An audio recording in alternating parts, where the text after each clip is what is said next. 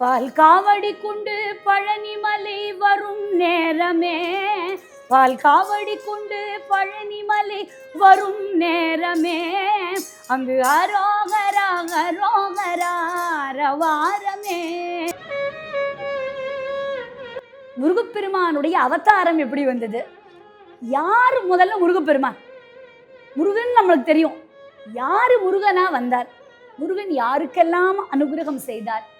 அதுவும் நம்ம கந்தசஷ்டி முடிச்சுட்டு அநேகமான இடங்கள்ல தேவசேனா வள்ளி கல்யாணம் நடக்காத கோவில்கள் இல்லை. வேலூருக்கு கிருபானந்த வாரியார் போறார். தட்டில் 8 அணா போட்டார். போட்டு இவர் வந்துட்டார் சென்னைக்கு. முருகன் அந்த குருக்களுடைய கனவுல காட்சி கொடுத்து கேட்கறான், ஏண்டா அந்த 8 அணா வாங்கினீங்க, 8 அணா இல்லை உன்னால ராஜகோபுரம் கட்ட முடியுமா, மரியாதையா அந்த பணத்தை திருப்பி கொடுங்கிறார். முருகனே கனவுல வந்து சொன்ன உடனே அவர் திருப்பி கொடுக்கிறார். வயலூர் கும்பாபிஷேக திருப்பணியை வாரியாரே எடுத்து நடத்துறார்.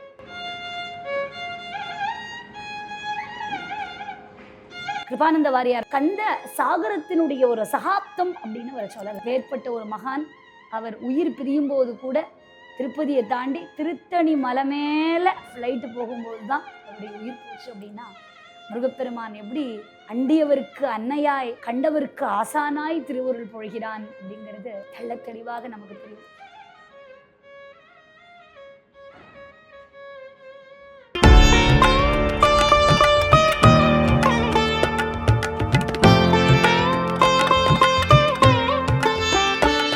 வெற்றிவேல் முருகனுக்கு ஹரஹரோஹரம், வீரவேல் முருகனுக்கு ஹரஹரோஹரம், ஞானவேல் முருகனுக்கு ஹரஹரோஹரா, செந்தில் வளர் சேவகனுக்கு ஹரஹரோஹரா, சமஸ்த தேவதா மூர்த்திக்கு ஜெய்.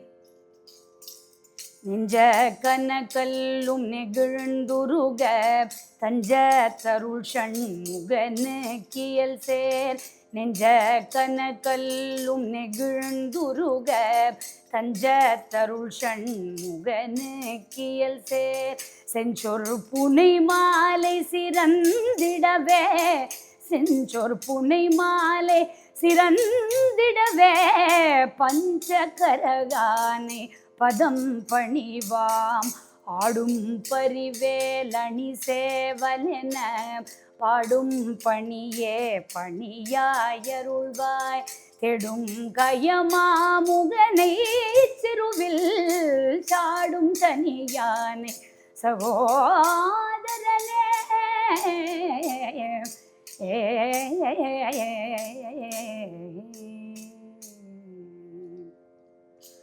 உல்லாச நிராகுல யோக வித சல்லாப வினோதனும் நீ அலையோ, எல்லாம் அற என்னை இழந்த நலம் சொல்லாய் முருகா, சொல்லாய் முருகா சுரபூபதியே.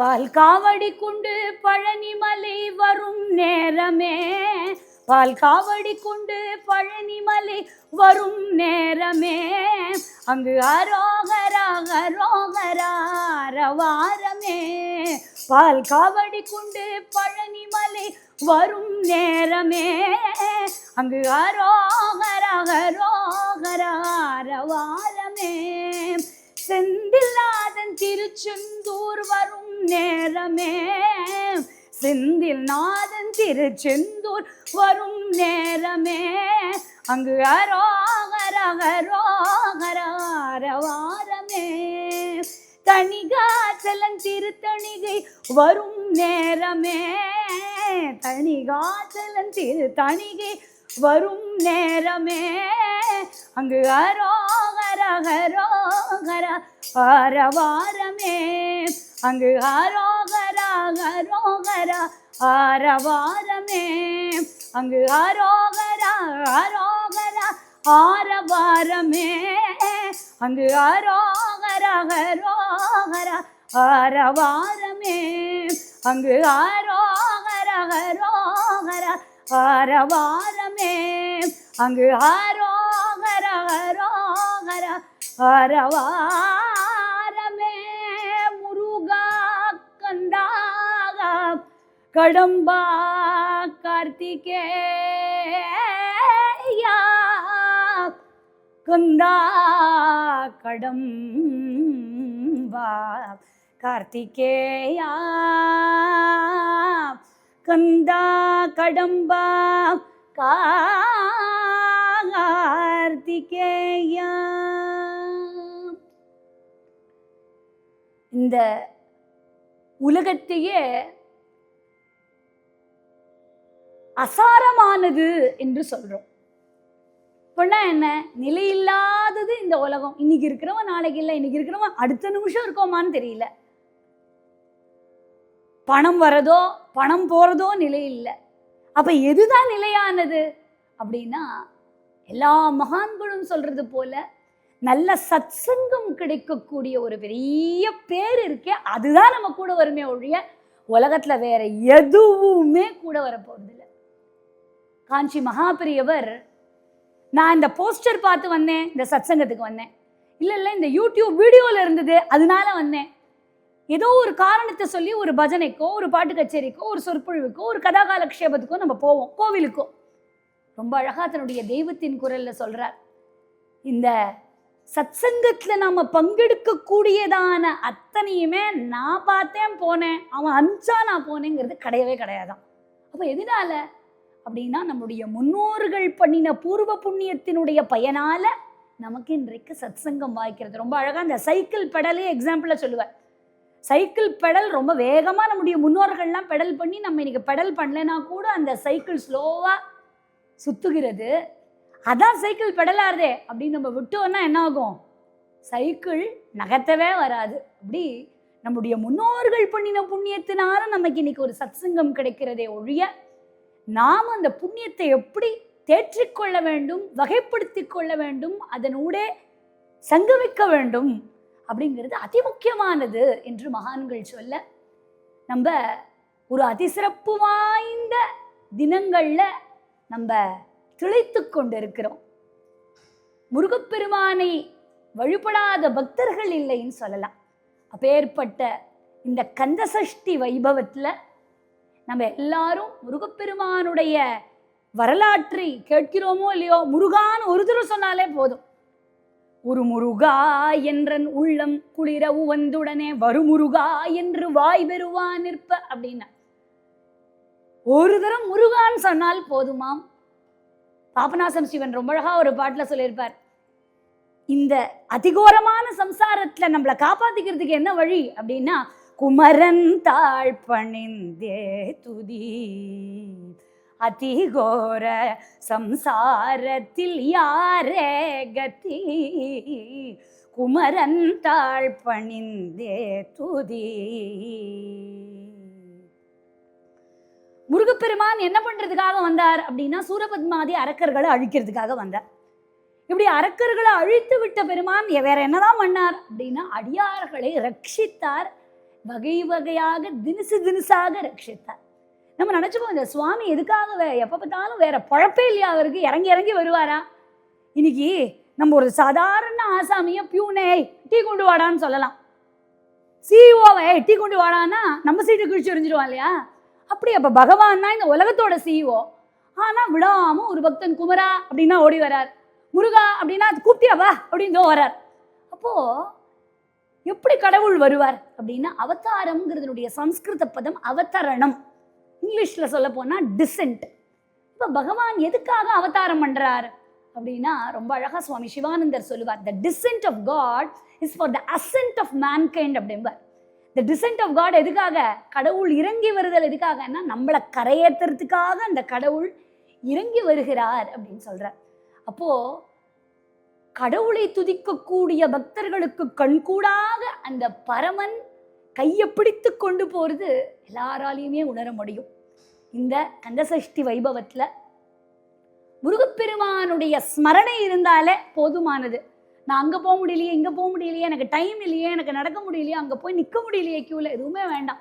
உள்ளம் பெருங்கோவில் ஊனுடம்பு ஆலயம்னு சொன்ன பண்பாடு நம்முடையது. அதனால மனசார முருகனுடைய பெருமைகளை பிரபாவங்களை சிந்தனை செய்தாலே அது போதுமானது. முருகப்பெருமானுடைய அவதாரம் எப்படி வந்தது? யாரு முதல்ல முருகப்பெருமான்?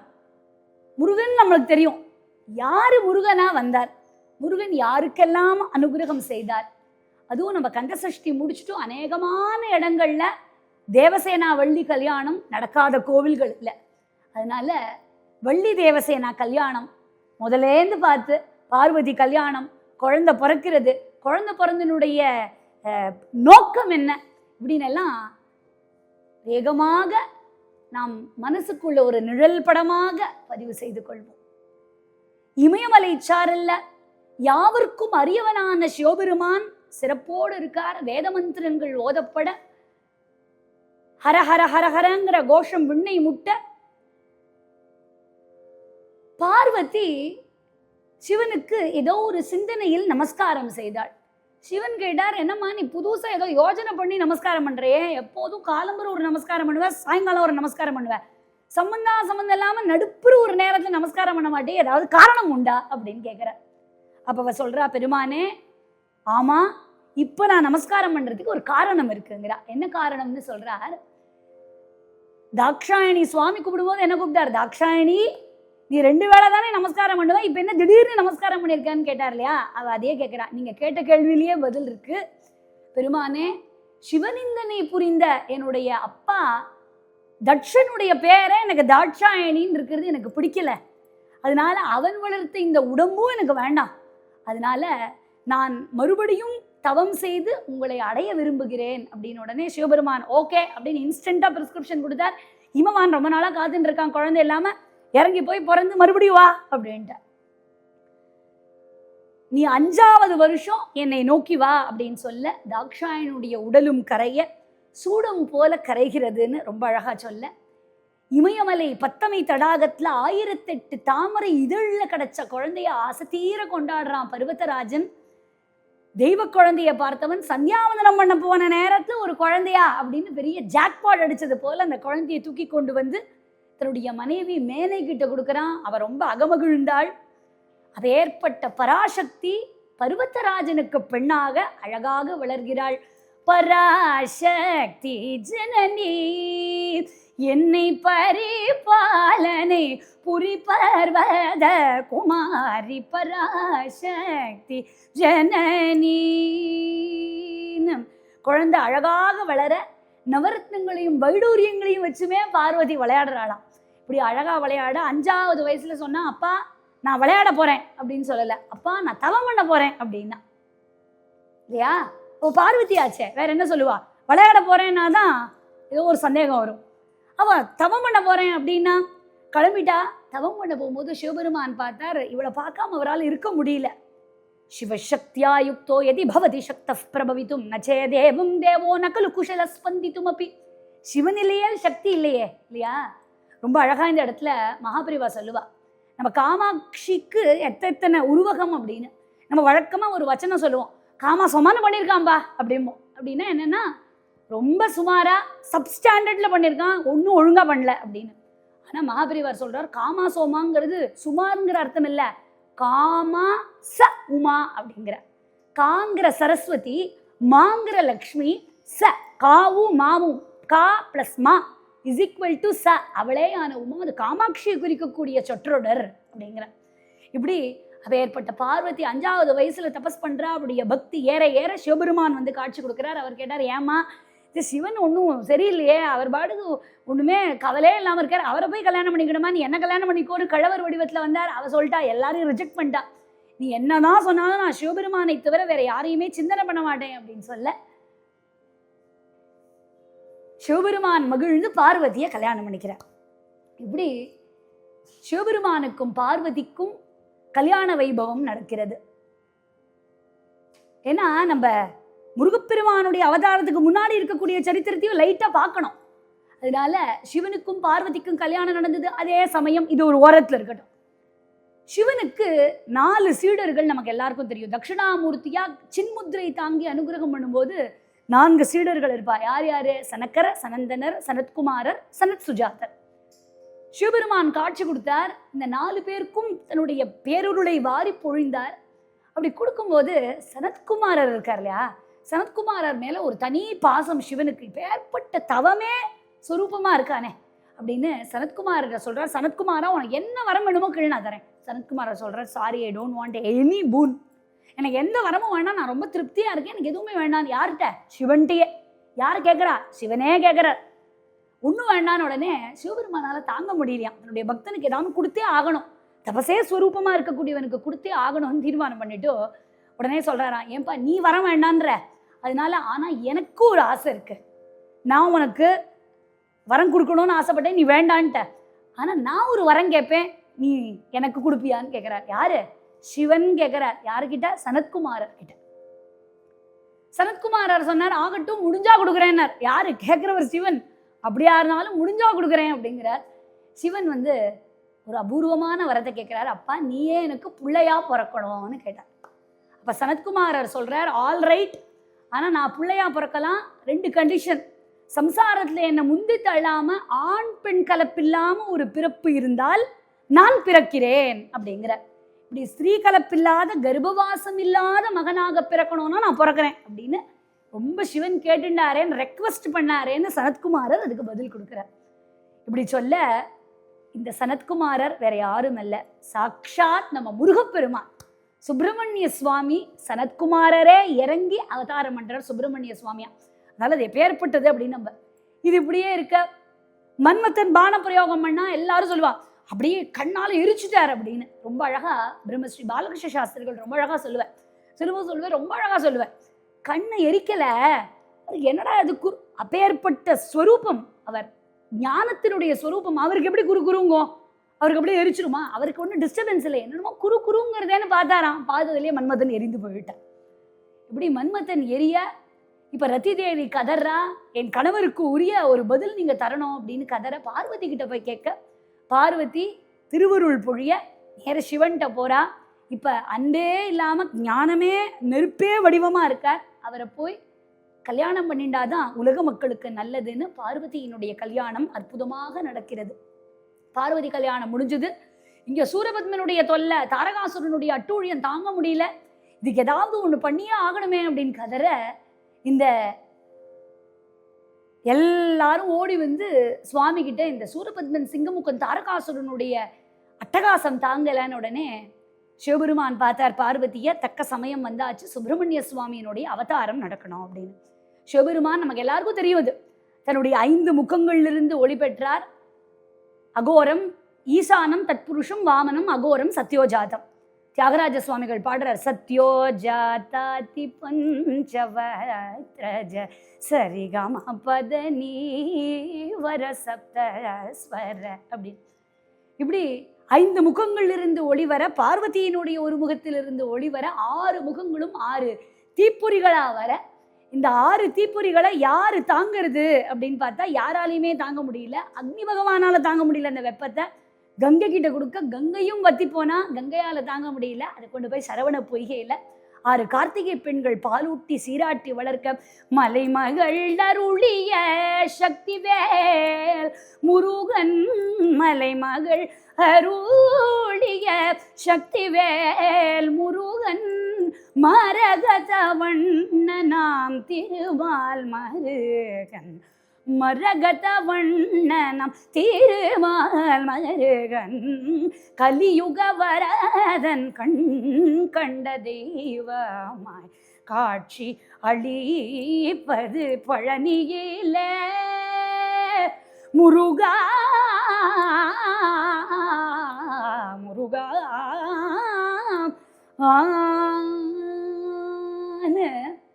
பார்வதிக்கு இந்த குழந்தைகளை பார்க்கணும் போல ஆசையா இருக்கு.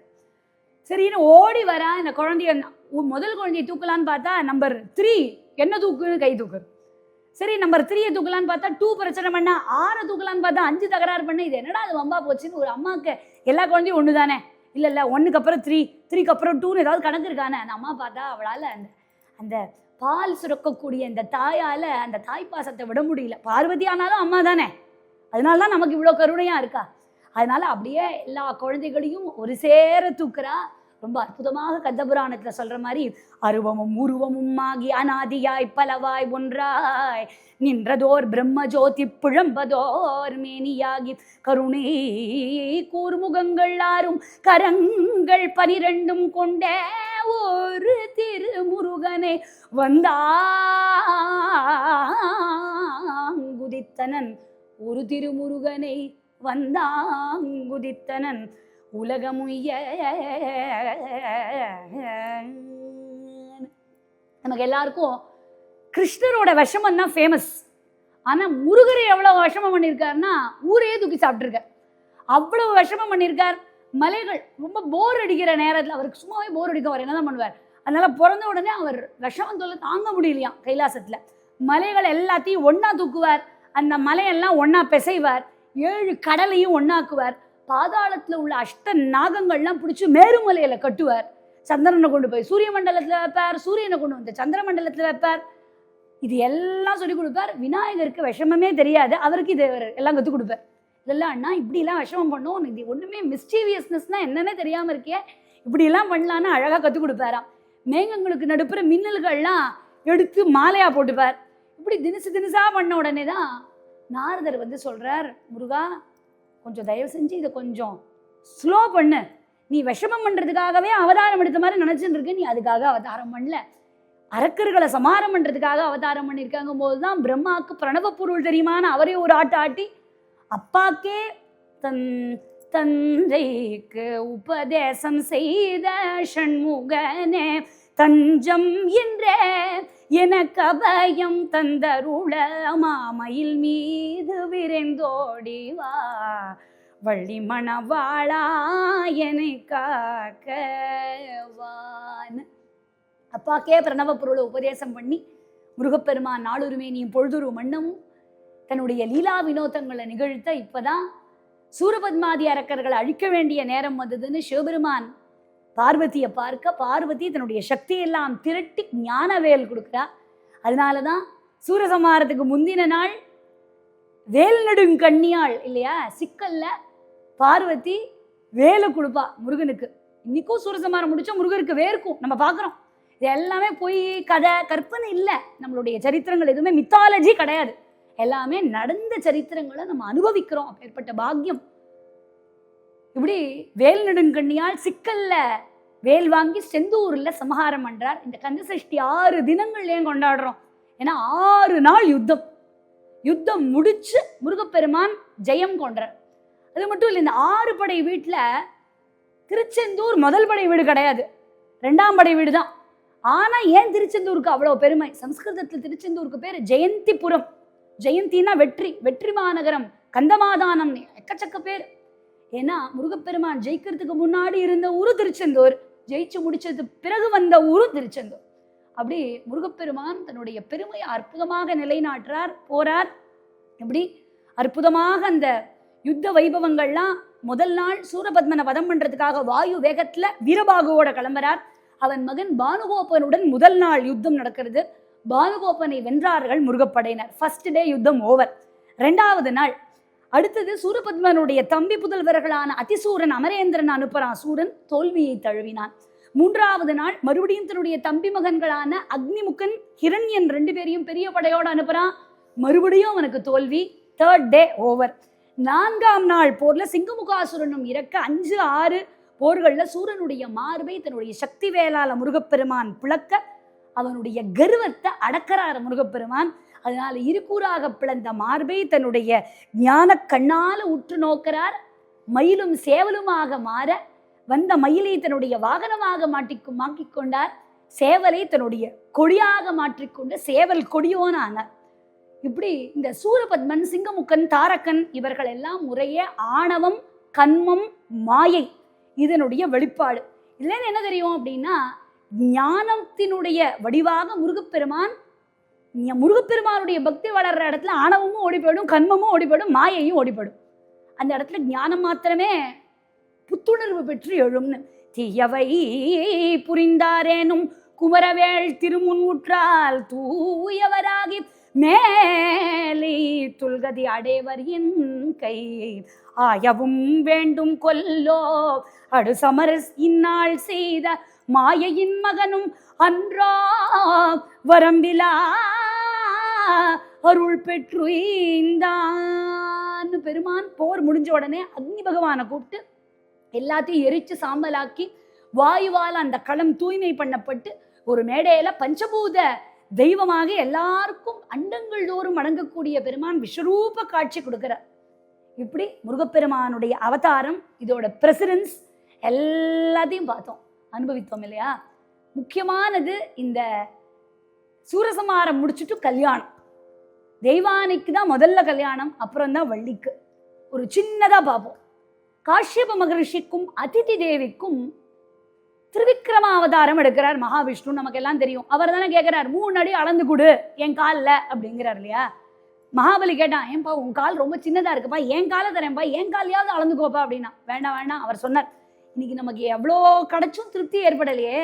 அங்க வாமன அவதாரத்துல சொல்றார் மகாவிஷ்ணு, என்னோட காலால 3 அடி அளந்து எனக்கு திருப்தி ஏற்படலைன்னா எனக்கு எப்போதும் திருப்தி ஏற்படாதுப்பா. நான் சொன்னதை மட்டும் பண்ணு, என் காலில் தானே கேட்டேன், நீ ஏன் உன் காலை தரேங்கிற, என் காலில் மட்டும் கொடு அப்படிங்கிற. இப்படி திரிவிக்ரமாவதாரம் எடுக்கிறார் பெருமான். அப்போ சுவாமிக்கு பேர் என்னன்னு கேட்டா உபேந்திரன். ஏன்னா உப பிளஸ் இந்திரன், இந்திரனுடைய சகோதரன் ஆனபடினால உபேந்திரன் பேர். அப்போ உபேந்திரன் என்ன பண்ணாரா, உபேந்திரன் யாரு, மகாவிஷ்ணு. சிவபெருமானுடைய ஆனந்த தாண்டவத்தை பார்த்து 2 சொட்டு கண்ணீர் விட்டார். நம்ம எல்லாம் விட்டோம்னா 2 சொட்டு கண்ணீர் கர்ச்சீஃப் கூட எவனும் தரமாட்டான். ஆனா இங்க யார் கண்ணீர் விட்டா, மகாவிஷ்ணு கண்ணீர் விட்டா. மகாவிஷ்ணு விட்ட 2 சொட்டு கண்ணீர் 2 பெண்களாக மாறினார்கள், அமிர்தவல்லி, சுந்தரவல்லி. இந்த அமிர்தவல்லிக்கு குழந்தை பிறந்த உடனே ஹை டிமாண்ட். தேவேந்திரன் சொன்னா, எனக்கு பொண்ணே இல்லை, எனக்கு ரொம்ப நாளாக ஆசையா இருக்க வளர்க்கணும்னு, எங்கிட்ட விட்டு நான் வளர்க்குறேன் அப்படின்னா. பட் வாங்கின்னு போனானே ஒழிய நானி தான் வளர்த்தா. யாரு நானி அப்படின்னு கேட்டா ஐராவதம். ஐராவதம் தான் தேவசேனாவை வளர்த்துது. அதனாலதான் அவளுக்கு பேர் தெய்வ யானை. தெய்வ யானையே வளர்த்ததுனால அவ தெய்வ யானை. இப்படி இந்த அமிர்தவல்லியும் சுந்தரவல்லியும் 108 வருஷம் தவம் செய்கிறார்கள். வேலுண்டு என்றே முருகா முருகா முருகாங்கிற சிந்தனை தான். சுப்பிரமணிய சுவாமியே சிந்தனை, சுப்பிரமணிய சுவாமியை அடையணுங்கிற ஒரே சிந்தனை. 108 வருஷம் தவமாக தவம் இருந்து முருகப்பெருமான் அப்பதான் காட்சி கொடுக்கிறார். இதெல்லாம் பழசு. அப்ப முருகன் காட்சி கொடுத்து, முருகன் எப்படி இருக்காருன்னா ஓங்கக்கூடிய பிரணவமா இருக்காரு. அப்போ முருகரா வரல. இப்போ அவர் சொல்றார், பெண்களே நீங்க பிறந்தாச்சு, நான் இன்னும் பிறக்கவே இல்லை, இனிமேதான். அதனால என்ன பண்ணும், கொஞ்சம் காலம் இப்படியே இருங்கள், நான் முருகனா அவதாரம் பண்ணி சூரனெல்லாம் சம்மாரம் பண்ணி முடிச்சுட்டு உங்களை கல்யாணம் பண்ணிக்கிறேங்கிற. அதனாலதான் இவ்வளவு நாள் டிலே ஆச்சு. சூரசம்மாரம்லாம் முடிஞ்சுது. இப்ப கல்யாணம் பண்ணிக்க வேண்டிய டியூ டைம். இப்ப என்ன ஆச்சா, முருகப்பெருமான் திருச்செந்தூர்ல பூஜா புஷ்பம் அப்பாவுக்கு போட்டு இருக்கார். கல்யாணம் எல்லாம் பண்ணிக்கிறேன் நான் 2 பேரையும். அவர் டோட்டலா மறந்து போயிட்டார். பவாய நமகோம், பவலிங்காய நமகோம், ஆத்மாய நமகோம், ஆத்மலிங்காய நமகன் தபஸ் பண்றார். அப்ப நாரதர் தான் வந்து சொல்றார், சுவாமி 2 சொட்டு கண்ணீர் விட்டா, 2 சொட்டு கண்ணீரும் பெண்களாக மாறி 108 வருஷம் தவம் பண்ணா, கல்யாணம் பண்ணிக்கிறேன்னு வேற நீர் வாக்குறுதி கொடுத்தீர், இப்படியே ஹாயா பூஜை பண்ணிருந்தா என்ன அர்த்தம்னு கேட்கிறார். ஓ அப்படியா, கல்யாணம் பண்ணிக்கிறோமா, ஓகே கல்யாணம் பண்ணிக்கிறேங்கிற. இதுல ஒரு சின்ன செய்தி என்னன்னா, அந்த அமிர்தவல்லி தான் தேவசேனா. அப்போ உங்களுக்கே தெரியும். அப்ப அடுத்தது சுந்தரவல்லி யாரு, வள்ளி. இப்ப இந்திரன் தானே வளர்ப்பு அப்பா, அவனுக்கு ஒரே கவலையா இருக்கு, இந்த பொண்ணுக்கு நல்லபடியா கல்யாணம் ஆனுமேன்னு. வேண்டாத தெய்வம் இல்லை. நாரதர் சொல்றார், கவலைப்படாதப்பா, நான் முருகர்கிட்ட போய் கல்யாணத்தை முடிச்சு கொடுக்குறேன் அப்படின்னு சொல்லி முருகர்கிட்ட வந்து சொன்னார். ஓகே தோ வரேன் அப்படின்ட்டு. எத்தனை படை வீடுகள்லையும் திருப்பரங்குன்றம் ஏன் முக்கியமானது அப்படின்னா, முருகனுக்கும் தேவசேனாக்கும் கல்யாணம் நடந்த ஊரே திருப்பரங்குன்றம் தான். இன்னைக்கு எல்லாரும் டெஸ்டினேஷன் வெட்டிங், இந்த ஊர்லயே கல்யாணம் வச்சுக்கிறது இல்லை, வானத்துலதான் கல்யாணம் பண்ணுவேங்கிறான், இல்ல கப்பல்ல தான் கல்யாணம் பண்ணுவேங்கிறான். சுவாமி என்ன, அவர் எப்பேற்பட்டவர், அவருக்கு எங்க கல்யாணம் பண்றதுன்னு பார்த்தார். பரம்னாலும் உயர்வு, குன்றுனாலும் உயர்வு. அதனால உயர்வே வடிவமான முருகப்பெருமானுடைய கல்யாணம் திருப்பரங்குன்றத்துல. அப்படி ஜம்முன்னு கல்யாண வைபவம் நடக்கதான். நம்ம எல்லாம் மொய் வைப்போம், மிஞ்சி மிஞ்சி போனா எவ்வளவு கொடுத்துருவோம் கல்யாண மேடையில. இங்க என்னாச்சா, எல்லாருக்கும் ஜாம் ஜாம் ஜாம்னு கல்யாண பத்திரிகை கொடுக்குறா. இங்க முசுகுந்த சக்கரவர்த்திக்கு கல்யாண பத்திரிகை வந்தது. முசுகுந்த சக்கரவர்த்தி இன்னும் கல்யாணத்துக்கே போல. இப்போ it has been proposed that முருகருக்கும் தேவசேனாவுக்கும் கல்யாணம் அப்படின்னு பத்திரிகை மன ஓலை வந்த உடனே வந்தவனுக்கு 5000 பொற்காசுகள் கிஃப்ட் கொடுத்த. இந்தாப்பா நல்ல நியூஸ் கொடுத்துருக்க அப்படின்னே கிஃப்ட், கல்யாணம் போய் தனி. இப்படி ஜாம் ஜாமன் கல்யாண வைபவம் திருப்பரங்குன்றத்துல அமக்களமா நடந்தேற எல்லாரையும் கூப்பிட்டாச்சு, யாரையும் விட்டு வைக்கல. ஆனால் ஒருத்தர் மாத்திரம் கூப்பிடவே மறந்துட்டா. ஏதாவது கெஸ் பண்ண முடியுமான்னா நம்மளால கெஸ்ஸே பண்ண முடியாது. யாரை? சிவனையும் பார்வதியுமே கூப்பிட மறந்துட்டா. வேற யாராவது இருந்தால் என்ன பண்ணியிருப்பான்? ஏண்டா என் பிள்ளைக்கே கல்யாணம் வச்சுட்டு என்னையே கூப்பிடல, எவ்வளோ தைரியம் இருக்கணும், இந்த கல்யாணம் நடக்கிறதா இல்லையான்னு பார்த்துடுறேம்மா. சிவன் ஒன்றுமே சொல்லலை. இட்ஸ் ஓகே, இதெல்லாம் கல்யாணத்தில் சகஜம், அதெல்லாம் ஒன்றும் இல்லை, நான் வரேன் அப்படின்னு பெருந்தன்மையாக அந்த கல்யாணத்துக்கு முதல் ரோலை வந்து உட்காந்து ஆசீர்வாதம் பண்ணுறேன். ரொம்ப அழகாக திருமுருக கிருபானந்த வாரியார் ரொம்ப அழகாக சொல்லுவார். பாணி கிரகணத்தை பற்றி சொல்லும்போது, கிரகணம்னா பிடிச்சா விடும், இந்த பாணி கிரகணம் மாத்திரம் பிடிச்சா விடவே விடாது அப்படிம்பார். அப்பேற்பட்ட தேவசேனாவுக்கும் முருகருக்கும் அற்புதமான அந்த கல்யாண வைபவம். ஏன்னா தேவசேனாவுக்கும் முருகருக்கும் தான் அக்னிமுகமான கல்யாணம். ஏன்னா அடுத்தது வள்ளிக்கும் முருகருக்கும் குருவர் குல வழக்கப்படி நடக்கக்கூடிய கல்யாணம். அதனால நாரதர் பாட்டுப்பாட, அரம்பையர் நடனமிட, முருகன் அப்படியே ஜாம் ஜாம்னு கல்யாண மாப்பிள்ளையா வரார். பரங்கிரி முருகனிங்கு பரதேச கோலம் வர, பரங்கிரி முருகனிங்கு பரதேச கோலம் வர, பார்த்து பார்த்து பாடி கொண்டாடுவோம் நாம், பார்த்து பார்த்து பாடி கொண்டாடுவோம். வேலை கொண்ட கையினிலே கைத்தடியும் பிடித்து கொண்டு, வேலை கொண்ட கையினிலே கைத்தடியும் பிடித்து கொண்டு, வீரபாகு துணை இருக்க பவனி வருகிறார் முருகன். பரங்கிரி முருகன் இங்கு பரதேச கோலம் வர, பார்த்து பார்த்து பாடி கொண்டாடுவோம். இப்படி கம்பீரமா கல்யாணத்துக்கு வர ஜாம் ஜாம்னு கல்யாண வைபவம் அடந்தேறியது முருகனுக்கும் தேவசேனாவுக்கும். முருகப்பெருமான் இப்போ மாமனார் ரொம்ப கவலையா இருக்காரு. ஏமா கல்யாணம் முடிச்சு ஏன் கவலையா இருக்காருன்னா, இன்னும் மாமனாரால ஜீர்ணிச்சுக்கவே முடியல இந்திரனுக்கு. இந்த சூரபத்மன் மறுபடியும் வந்துடுவானோ திடீர்னு ஒரு பயம். அப்பதான் மாமனார்கிட்ட மாப்பிள்ளை சொல்றார், முருகர் கவலைப்பட வேண்டாம், இவன் வரமாட்டான், நீங்க நிம்மதியா இந்திரபவனத்துல போய் டேக் ரெஸ்ட் அப்படின்ட்டு. அதனால இந்திரன் போக முருகப்பெருமான் இந்த பக்கம் தேவசேனாவுக்கு குமார தந்திரத்தை ஸ்கந்தலோகத்துல உபதேசம் பண்றார். இப்படி அற்புதமாக இருக்க ஒரு சொட்டு கண்ணீரை பார்த்து முடிச்சிட்டோம்.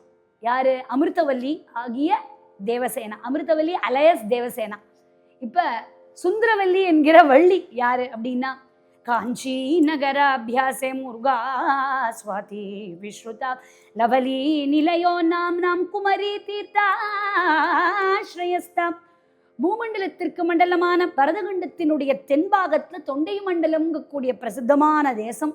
பாலாறு முதல் திருப்பதி மலை வரை தெற்கு வடக்காய் உள்ளது. இந்த மகா உத்தமமான தேசத்துல மத்திய ராஷ்டிரமான காஞ்சி நகரத்துக்கு பக்கத்துல லவலி பர்வத்தம் அப்படின்னும் வள்ளிமலை சாரல் அப்படின்னும் அங்க மேப்பாடிங்கிற சிற்றூர். நம்பிராஜா ஆட்சி பண்ணின்னு வரான். அவனுக்கு 7 புள்ள இருந்தாலும் ரொம்ப வருத்தம். என்னடா வருத்தம்னு கேட்டா, ஒரு பொன் குழந்தை இல்லையே வளர்க்க அப்படின்னு. எல்லாரும் சொன்னா, காட்டுக்குள்ள பொண்ணெல்லாம் வளர்க்கறது கஷ்டம் பானா. இல்லை இல்லை, எனக்கு பொன் குழந்தை வேணும்னு ஆசைப்படுறான். இப்படி இந்த இவனுடைய ஆசை, பொண்ணு வேணுங்கிற ஆசை இப்படியே இருக்கு நம்பிராஜாக்கு. இப்போ நம்ம வைகுண்டத்துக்கு போவோம். வைகுண்டத்துல வைகுண்டநாதன் மகாவிஷ்ணு மகாலட்சுமியோட சொக்கட்டான் விளையாடிட்டு இருக்காரு, டைஸ். யார் ரெஃபரி, யார் நடுப்புற அப்படின்னு பார்த்தா நம்ம தேவேந்திரன். யாருக்கு சொல்லுவான் பாவம்? யார் பக்கமும் சொல்ல முடியாது. மகாவிஷ்ணுவை பகச்சிக்க முடியாது, லக்ஷ்மியை பகச்சிக்கவே முடியாது. அதனால என்ன பண்றதுன்னு, அன்னாலோ பாக்ய தேவதை, அதனால வாயை திறக்க முடியல, என்னடா பண்றதுன்னு பார்த்துட்டே இருக்கிற நேரத்துல தர்ம சங்கடமான ஒரு சூழ்நிலை ஏற்பட்டது. கன்வ மகரிஷி வரார். கன்வ மகரிஷி வந்தோடனே அவர் கொஞ்சம் ஜபர்தஸ்தா வந்து வாங்குவாங்கன்னு கூப்பிடணும்னு நினைச்சார். ஒருத்தரும் கூப்பிடல. மகாவிஷ்ணு பார்த்தார், ஓ ஒரு பாட்டுக்கு போடுறா சோழி அப்படின்ட்டு. பார்க்கவே இல்லைன்னு கன்வ மகரிஷி கோவம் வந்தது. என்ன இப்போ பார்த்தார், மகாலட்சுமியாவது பார்க்குறாளான்னு. மகாலட்சுமி பார்த்தா கணவர் பார்க்கல. என்ன காரணம்னு நமக்கு புரியல, நம்மளும் சேஃப்டியாக இருந்துப்போம் அப்படின்னு அவள் அப்படியே மிரள முடிச்சுட்டு அவளும் வாங்குவோன்னு சொல்லலை. தேவேந்திரன் பார்த்தா இவா 2 பேரும் வாங்குவாங்கன்னு சொல்லாமல் நம்ம வாங்கோ அப்படின்னு கூப்பிடாமான்னு சந்தேகம் வந்தது. அதனால அப்படியே மையமாக இருந்தானா. கன்வ மகரிஷி கோவம் வந்தது. எவ்வளோ தைரியம் இருந்தால் நீ என்னை வாங்குவோன்னு கூப்பிடல அப்படின்னு கோவம் வந்தது. மகாவிஷ்ணுவுக்கு சாபம் விட்டேன், எப்போ வந்த விருந்தாளிய மதிக்கலையோ, மௌனமாக இருந்தீரோ, நீ மௌன சிவயோகியா போ அப்படின்னு. நம்ம பல பேர் கெஸ்ட் வந்தால் டிவியை கூட ஆஃப் பண்ண மாட்டோம், அது பாட்டுக்கு ஓடும், நம்ம பாட்டுக்கு இருப்போம். வந்தவரே உட்காந்துட்டு அவரே எழுந்து போக வேண்டியதான். அப்போ எத்தனை தடவை நமக்கெல்லாம் சாபம் கொடுக்கணும்? அப்போ மௌன சிவயோகியா மகாவிஷ்ணு மாறுறார். மகாலட்சுமியை பார்த்து இப்போ சொல்கிறார், ஏம்மா நான் ஒருத்தன் குத்துக்கல்லாட்டம் வந்திருக்கேன், என்ன மதிக்க மாட்டேங்கிற? எப்போ நீ என்னை வாங்கோன்னு கூப்பிடாம மிரள மான் மாதிரி முழிச்சியோ, நீ மானா போ அப்படின்ட்டு. தேவேந்திரனை பார்த்தார், என்னப்பா நீ உனக்கு என்னமோ நரைக்கவே கூடாது, வயசே ஆகக்கூடாதுன்னா வர வாங்கிக்கிற, நீயும் சராசரி மனிதர்கள் மாதிரி தானே இருக்காங்கும் போது உனக்கு என்ன ஸ்பெஷல் ட்ரீட்மெண்ட், உனக்கு ஒன்றும் கிடையாது, நீயும் மனுஷனை மாதிரியே இரு போ அப்படின்ட்டு. இப்போ 3 பேருக்கும் இப்படி சாபம் கொடுக்கலாமா அப்படின்னா அது வரம். இங்கே முருகனுக்கு எல்லாம் நடக்கணுமே, அதனால ஒரு வரம்.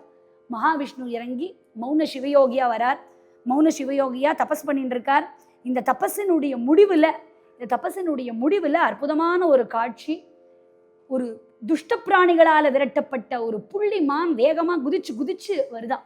ரொம்ப அழகாக வர்ணிக்கிறார். எப்படி இருக்கா அந்த புள்ளிமான்? சிங்கத்தின சிங்காரமும், முகத்தினுடைய வசீகரமும், நேத்திரத்தினுடைய சாஞ்சலியமும், சரீரத்தில் பளபளப்பும், அந்த துள்ளி துள்ளி வரக்கூடிய புள்ளிமான அப்படி தபஸ் முடிச்ச உடனே கண்ணை திறந்து பார்த்தார். யாரு? நம்ம மௌன சிவயோகி. பார்த்த உடனே காதல் கொண்டார். இது என்னது, மானை பார்த்து காதல் கொள்வாளா அப்படின்னா, இவர் மகாவிஷ்ணு, இவர் லக்ஷ்மி, இதெல்லாம் ஒரு வியாஜம், ஒரு விளையாட்டு. அதனால மகாவிஷ்ணு மகாலட்சுமியை பார்த்து காதல் கொள்ள, மானை கண்டு மாலாகினான் திருமால், மானை கண்டு மாலாகினான், மேனி சிலம்பொனரி நீளம் துவட்ட வந்த மேனி ஒடுங்க வந்த மௌன வழி உகந்த மானை கண்டு மாலாகினான். மனசு அவரால் அடக்க முடியல. அவராலே அடக்க முடியல அப்படின்னா, அவர் அடக்க முடியாதபடி ஒரு ஆக்ஷன் விடுற. நித்யானந்துக்கு காரணமான யோகத்தை விட்டார். மானுடன் தான் சுகித்திருப்பது போல எண்ணிக்கொண்டார். நினைச்ச உடனேயே அந்த மான் கருவுற்றுறது. இதெல்லாம் நம்ம சொல்லுவோம், இது என்ன நடக்கிற காரியமா அப்படின்னா, மான் கருவுற்றுறது. இதை சொல்லி முடிக்கிறதுக்குள்ளேயே மானுக்கு குழந்தை பிறந்துருது. என்னப்பா இப்போதானேப்பா பிரெக்னென்ட் ஆச்சு அப்படின்னா, நம்ம ஒரு வச்சனம் சொல்லுவோம், ரிஷி கர்ப்பம் ராத்தங்காது அப்படிமோ, கேட்டிருப்போம் நிறையாவே.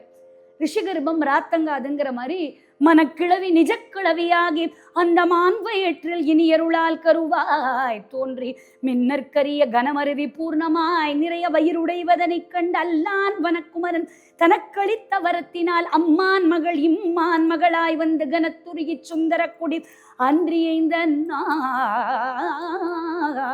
கருதிட்டார்னு. மான் வயிற்றுல பூர்ண கர்ப்பம், குறப்பிரசவம் எல்லாம் இல்லை, நல்ல முழு பிரசவம் முடிஞ்சு அந்த குழந்தை அந்த கணமே குட்டியை ஈன்றது. பூனைக்கு பூனைக்குட்டி பிறக்கும், நாய்க்கு நாய்க்குட்டி பிறக்கும், இந்த மானுக்கு மான்குட்டி தான் பிறக்கணும், மனுஷக்குட்டி பிறந்தது. அது பார்த்தது, இது என்னடா இது வித்தியாசமா இருக்கு, நம்ம குட்டியே இல்லையே இது அப்படின்னு பார்த்தது, பயந்து ஓடி போயிடுது. ஐயோ, ஒரு அம்மா அப்படி ஒரு குழந்தைய, பிறந்த குழந்தைக்கு ஒண்ணுமே கொடுக்காம ஓடி போவாளா அப்படின்னு நமக்கு இந்த சரித்திரத்தை கேட்கும் போதே ஏக்கமா இருக்கும் இல்லையா? இதுக்கு வாரியார் சுவாமிகள் ரொம்ப அழகா பதில் சொல்லுவார். அவரோட வார்த்தை விளையாட்டுல, அந்த மான் போனால் என்ன அப்படிம்பார். அந்த மான் போனால் என்ன, வந்த மான் முருகனுக்கு சொந்தமான் அப்படிம்பார். அந்த மான் போனால் என்ன, வந்த மான் முருகனுக்கு சொந்தமான் அப்படின்னு. அப்படியே அது போக அந்த பறவைகள்லாம் அதுக்கு அழகாக சாமரம் வீச அந்த குழந்தைய பத்திரமாக பாதுகாக்க அவதரித்தாளே எங்கள் அம்மை சுந்தரவல்லி, வந்துதித்து அவதரித்தாளே தவ பரமானந்தம் தத்துவத்தினுடைந்தார் மௌன முனிவன் கொண்டு மனமு வந்தார் மடி உடைந்தார் பணிவுடன் அவதரித்தாளேன். அற்புதமாக அந்த குழந்தை அவதாரம் செய்தது. அப்படியே குவா குவான்னு கத்துறதான் நம்ம சொல்லுவோம். என்னம்மா கதை சொல்கிறேன், குவா குவான்னா எல்லா குழந்தையும் கத்தும் அப்படின்னா, இந்த குழந்தை குவான் இதுக்கு கத்துறதான், யாரை அடைய நான் கர்ப்பவாச துக்கத்தையும் சகித்து கொண்டேனோ அப்பேற்பட்ட சண்முகநாதன் எங்கே குவா எங்கே குவா அப்படின்னு கத்துறதான் அந்த குழந்தை.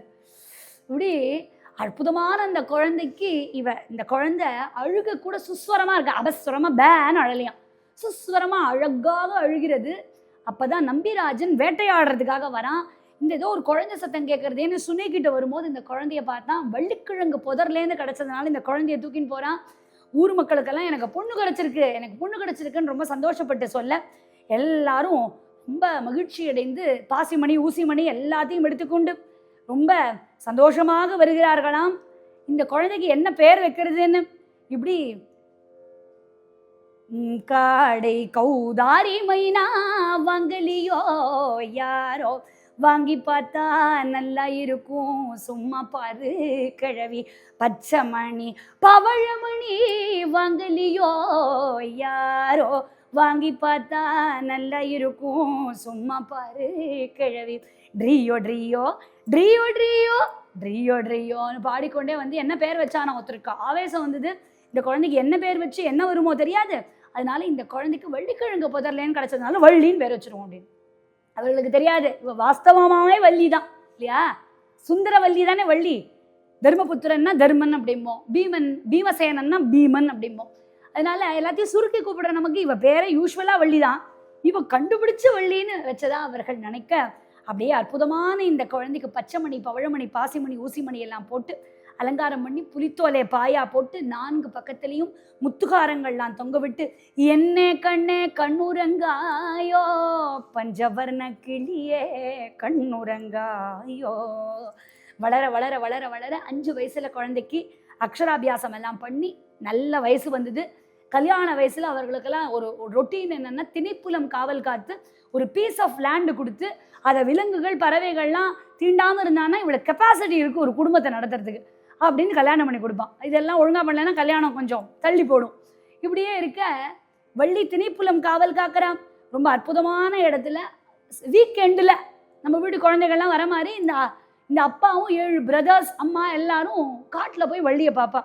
இப்படி பாசி படர்ந்த மலை பங்குனி தேர் ஓடும் மலை ஊசி படர்ந்த மலை ருத்திராட்சம் காக்கும் மலை மலைக்குள் மலை நடுவே மலையாள தேசம் அப்பா மலையாள தேசம் விட்டு மயில் ஏறி வருவாய் இப்போ ஏறாத மலை தனிலே ஏறி நின்று தத்தளிக்க பாராமல் கை கொடுப்பாய் பழனி மலை ஆண்டவனே பாராமல் கை கொடுப்பாய் பழனி மலை ஆண்டவனேன்னு அற்புதமாக அந்த திணைப்புலம் காவல் காக்கிறா. இந்த விலங்குகள்லாம் வந்தா பறவையெல்லாம் வந்தா சூ சூ சூ சூன்னு மிரட்டுறாளாம், விரட்டுறா. அவர் ரொம்ப அழகா வாரியார் சொல்லுவார் இந்த இடத்துல கூட, இந்த பறவையெல்லாம் விரட்டுறாளே இந்த பறவையெல்லாம் போவே மாட்டேங்கிறதாம், கல்லெல்லாம் விட்டுறீரா வள்ளி அப்பவும் போலையாம். ஏன் அப்படின்னா நெஞ்ச கனக்கல்லும் நெகிழ்ந்துருக அப்படிம்ப, மனசுங்கிற கல்லே முருகான்னு சொன்னா கரையிறதுன்னா இவ கல்லை வெறும்னு விட்டுறணும், முருகான்னு சொல்லி விட்டுறீரா அந்த கல் போவே மாட்டேங்குதா, கல் கரைஞ்சு போய்டுறதாம். இப்படியே அந்த கல் கரைஞ்சு போறதுன்னு ரொம்ப அழகா சொல்லுவார். இப்படி வள்ளி திணைப்புலம் காவல் காக்கிறா. கோலமயிலினங்களாலோம் அலோம் ஆலோம் கோலமிலா அன்னங்களாயாலோம் அலோம் ஆலோம் நேர்த்தியுள்ள புள்ளினங்களாலோம் அலோம் ஆலோம் காக்கை என்பார் புள்ளினங்களாலோம் அலோம் ஆலோம் அலோம் அலோம் ஆலோம் ஆலோம் அலோம் ஆலோம்னு.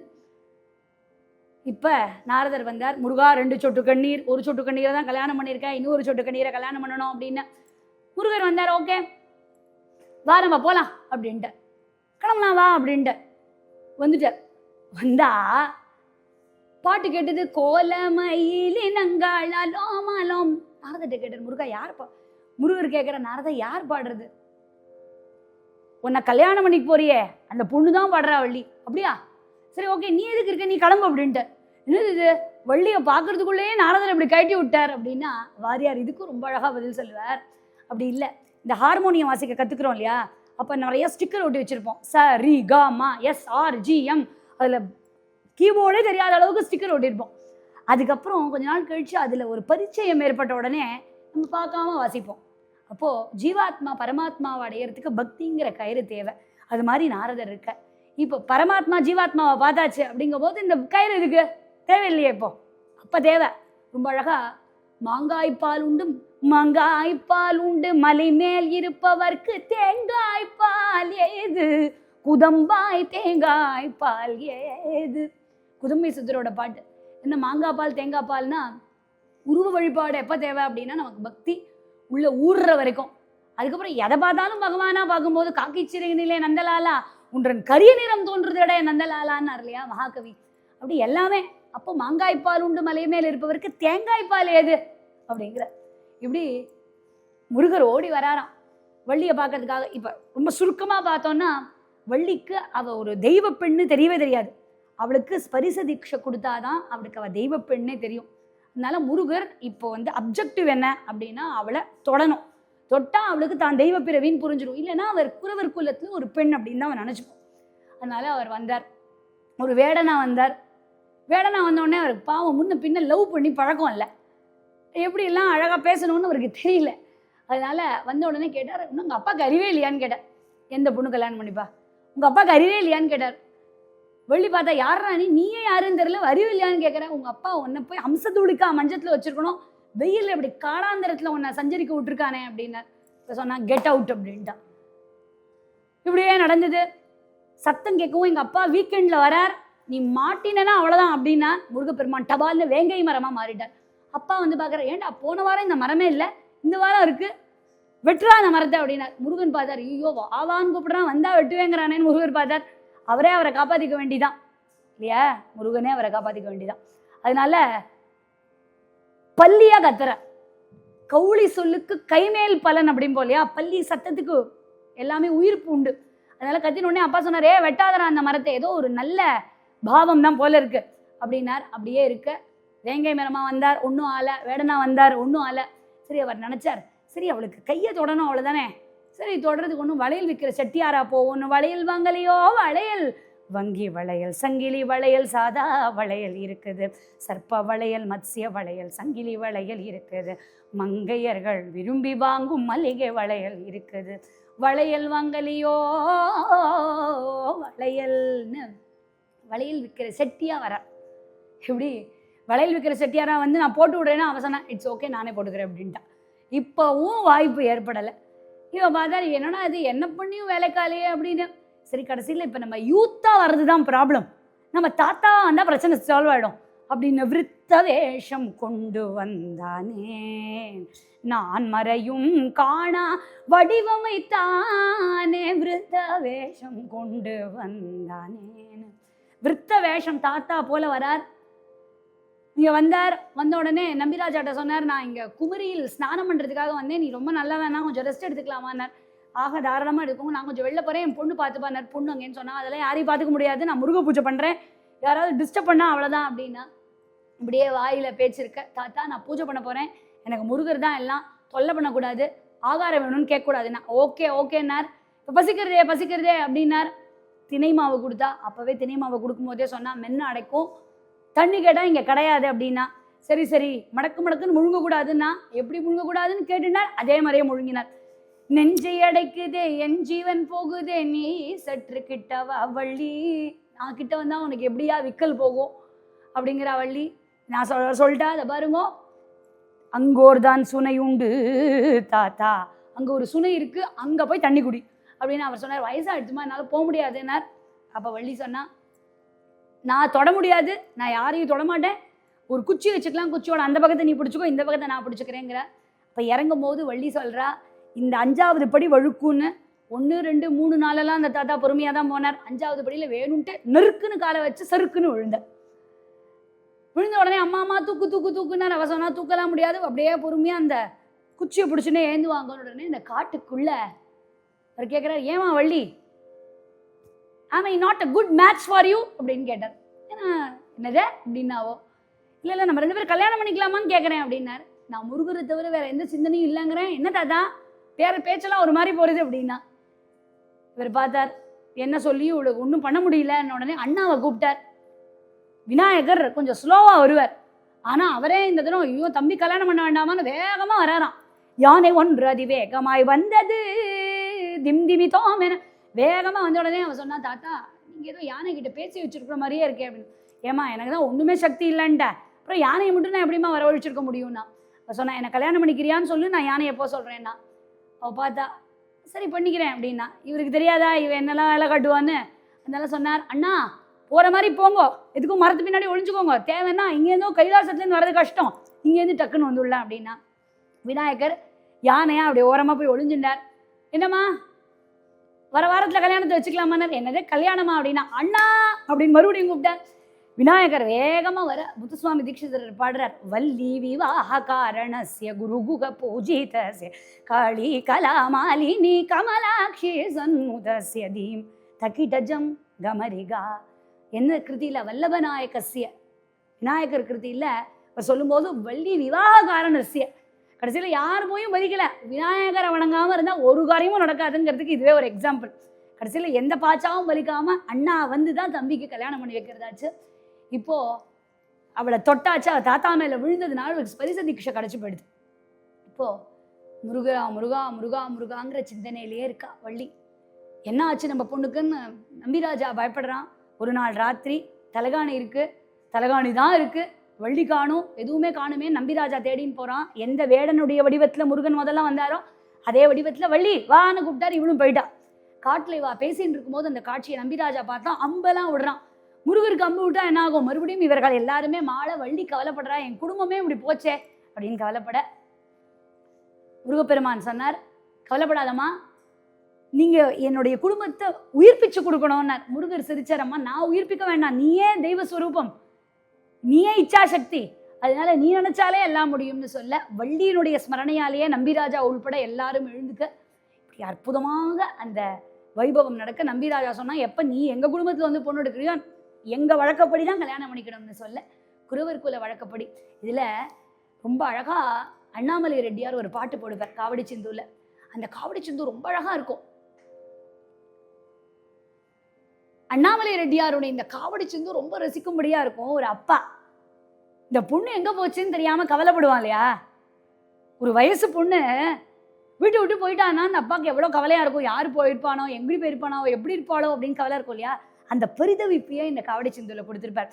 பாதிராத்திரி வேளையில் வீட்டு பக்கத்தில் வந்து மேவி பஞ்சபாதகன் ஒரு பாவி சிறு பாவையை மெல்ல கூவி கையை பற்றி கூட்டி கொண்டேகினான் பதை பதைக்குதே என்ற நாவி சோதனை பிரகரமா என்னை தொடர்ந்ததே பெரும் தோஷம் எவர் சூதினால் வந்த மோசம் இனி தொலையுமோ பிள்ளை பாசம் இதை சுற்றத்தார் அறிந்தாலன குமன் சொல்வதே பரிகாசம். அப்படியே பாடிட்டே வருவார். இந்த கதை இது யாரை பத்தினே நமக்கு தெரியாது. கடைசியில ஒரு புள்ளி வைப்பார் இந்த பாட்டோட எண்டுல. இத சொல்லுவார், இந்தன் காதலி தன்னை, என் பொண்ண இந்தன் காதலி தன்னை ஆதரி துயிர் காப்பதே வேலன் வாரம் முருகா அப்படின்னு முடிச்சிருப்பார்.